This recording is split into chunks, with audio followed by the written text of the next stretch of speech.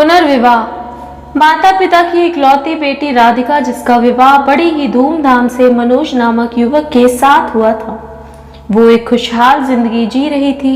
राधिका के व्यवहार और कार्यकुशलता से उसके सास ससुर बहुत प्रभावित और खुश थे और वो राधिका को बहुत प्यार देते थे।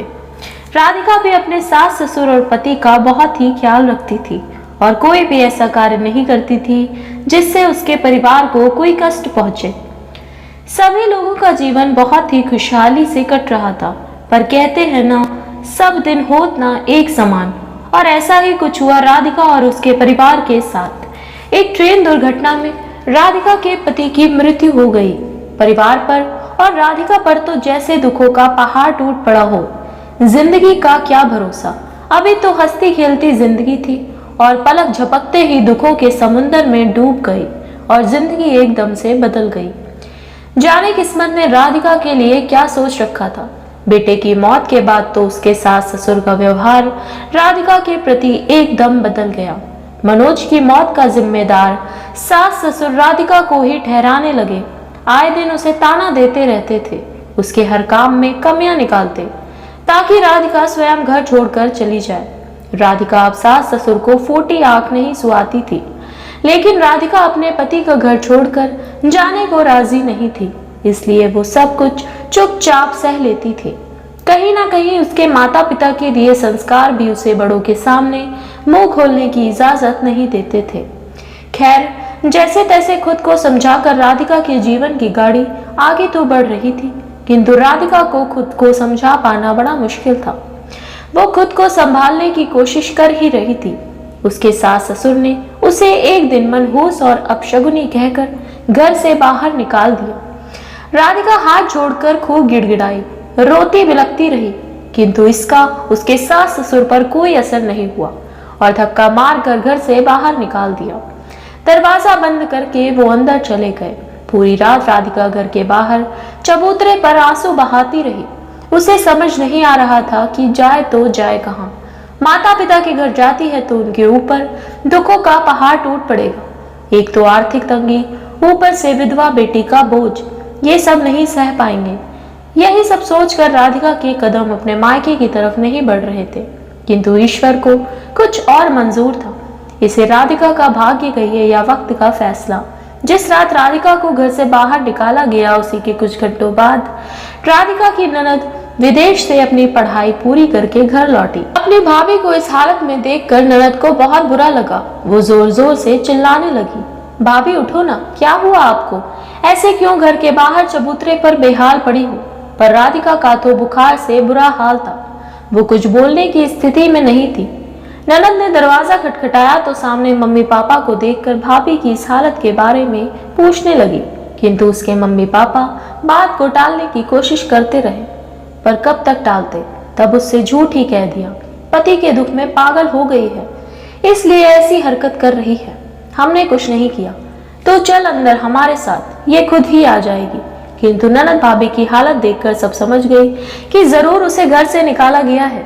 राधिका की ननद ने अपने माता पिता को समझाया, आप कैसे भाभी को घर से बाहर निकाल सकते हैं? भैया नहीं रहे इसमें भगवान की मर्जी है, भाभी की कोई गलती नहीं, यहाँ रहना उनका हक है, बाकी उनकी मर्जी। आप उन्हें इस प्रकार घर से नहीं निकाल सकते। बेटी की बात सुनकर माता पिता ने सोचा, बेटी तो कुछ दिनों में चली जाएगी, तब तक के लिए हम शांत रहते हैं और इस मनोज को तो हम बाद में देख लेंगे। मन में ये सोचते हुए उन्होंने अपनी बेटी को कहा, ठीक है, जाओ भाभी को अंदर ले आओ। ननद भाभी को उठाकर कमरे तक लाई। ननद की सेवा से राधिका कुछ दिनों में स्वस्थ तो हो गई, किंतु बहुत गुमसुम सी रहने लगी। उसके जीवन में मानो कोई रंग ही ना हो। उसके सास ससुर उसे कोई भी रंगीन कपड़ा पहनने नहीं देते थे, यहाँ तक कि अगर वो रंगीन कपड़ों की तरफ देख भी ले तो बहुत ही जली कटी सुनाने लगते थे। इसके अलावा नौकरों की तरह व्यवहार करते और घर का सारा काम उसी से करवाते थे। ठीक से काम करने के बावजूद भी लाखों गलतियां उसमें निकालते थे। राधिका इसी को अपनी किस्मत मानकर किसी तरह जीवन काट रही थी, किंतु राधिका की ननद से ये सब देखा नहीं जा रहा था। वो एक पढ़ी लिखी, समझदार और नई सोच वाली लड़की थी। ऐसे ही एक दिन बैठे बैठे वो सोचने लगी, भाभी की अभी उम्र ही कितनी है, पूरी जिंदगी पड़ी है उनके आगे। भाई साहब तो अब लौट कर आने वाले नहीं, तो भाभी पूरी जिंदगी किसके सहारे काटेंगी। ऐसी जिल्लत और माहौल सहते सहते तो उनकी जिंदगी नर्क हो जाएगी। मैं भाभी को ऐसे नहीं देख सकती, आखिर वो भी तो इंसान हैं, उन्हें भी जीने का हक है। मुझे भाभी से बात करनी ही होगी उनके पुनर्विवाह के विषय में। उन्हें अपने जीवन में एक नई शुरुआत करनी ही चाहिए, ये उनका अधिकार भी है। यही सोचकर ननद भाभी के पास जाती है और उससे अपने मन की सभी बात कह देती है। पर राधिका ये सब सुनकर बहुत दुखी हो जाती है और कहने लगती है, नहीं, मैं अपने पति को धोखा नहीं दे सकती, मैं पुनर्विवाह नहीं कर सकती। किसी और के बारे में सोचना पाप है और मैं अपने सिर ये पाप नहीं लेना चाहती। मुझसे ये तनिक भी ना होगा। तुम कृपा करके दोबारा मुझसे ये सब बात ना करना, मुझे सुनने में बिल्कुल भी अच्छा नहीं लगता। किंतु ननद ने हार नहीं मानी। वो बार बार भाभी को समझाती रही कि पुनर्विवाह कोई पाप नहीं है, जिंदगी की नई शुरुआत है। हर स्त्री को जिंदगी जीने का हक है। मैं आपको ऐसे घुट कर जीते हुए नहीं देख सकती। फिर एक दिन राधिका की ननद ने उसे राजेश, जो उसका एक अच्छा मित्र है, जिसकी पत्नी का 1 साल पहले देहांत हो चुका है, उसकी पूरी कहानी राधिका को सुनाई। राधिका को राजेश की कहानी अपने जीवन से मिलती जुलती लगी तो वो भावुक हो गई।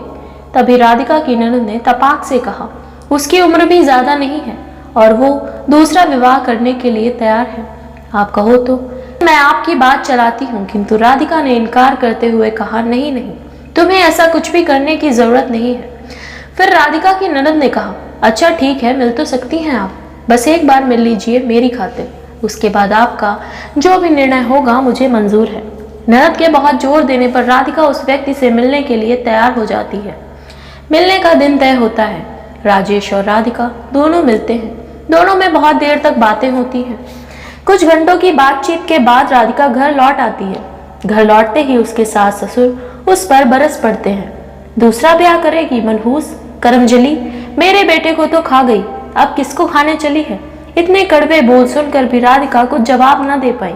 किंतु राधिका की ननद किसी भी प्रकार राधिका की जिंदगी सुधारना चाहती थी, क्योंकि उसे पता था कि जब तक वो घर में है तब तक भाभी इस घर में रहेंगी, किंतु उसके जाने के बाद ही उसे इस घर से निकाल दिया जाएगा।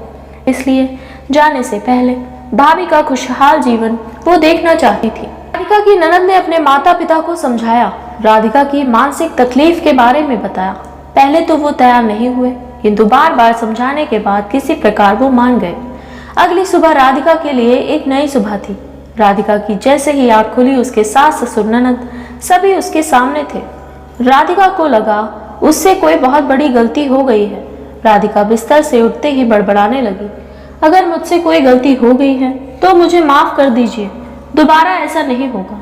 किंतु राधिका तब हैरान हो गई जब उसके सास ससुर ने मुस्कुराते हुए उसके सिर पर हाथ रखा और कहा, आज से तुम हमारी बहू नहीं बेटी हो और अपनी बेटी के हाथ पीले करने के लिए हमें बहुत सी तैयारियां करनी है। तुम सदा खुश रहो, अपने जीवन में आगे बढ़ो। राधिका को कुछ समझ नहीं आ रहा था ये चमत्कार कैसे हुआ। फिर उसकी नजर अपनी ननद पर पड़ी जो मुस्कुरा रही थी। राधिका सब समझ गई। सास ससुर के जाने के बाद राधिका की ननद ने भाभी से पूछा, तो बताइए भाभी, आपको राजेश कैसा लगा? अब तो माता पिता भी मान गए हैं, अब आप तैयार हैं ना? राधिका को अभी भी कुछ समझ नहीं आ रहा था। वो समझ नहीं पा रही थी कि ये कदम उठाए या ना उठाए। पहली शादी के बाद जो हादसा उसके साथ हो चुका है उससे वो पहले से ही डरी हुई थी और इसके लिए खुद को ही कसूरवार समझ रही थी। लेकिन जैसे ही राधिका कमरे से बाहर निकली, उसके माता पिता वहां पहले से ही मौजूद थे। ये सब उसकी ननद का ही किया धरा था। उसने राधिका के माता पिता को भी सारी बात समझा दी थी और राधिका के माता पिता भी इस पुनर्विवाह के लिए पूरी तरह से तैयार थे। सबकी मर्जी और माता पिता के समझाने पर राधिका भी इस पुनर्विवाह के लिए राजी हो जाती है। फिर कुछ दिनों के पश्चात बहुत ही साधारण ढंग से राधिका और राजेश का पुनर्विवाह हुआ। आज राधिका और राजेश 2 बच्चों के साथ एक खुशहाल जीवन जी रहे हैं और इस खुशहाली का सारा श्रेय जाता है राधिका की ननद को, जिसने सही समय पर यह कदम उठाकर राधिका के जीवन को संवारा, उसे एक नई उम्मीद, नई शुरुआत की रोशनी दिखाई। आशा करती हूँ आपको हमारी ये कहानी पसंद आई होगी। अगर हमारी कहानी पसंद आई हो तो हमारे चैनल को सब्सक्राइब करें।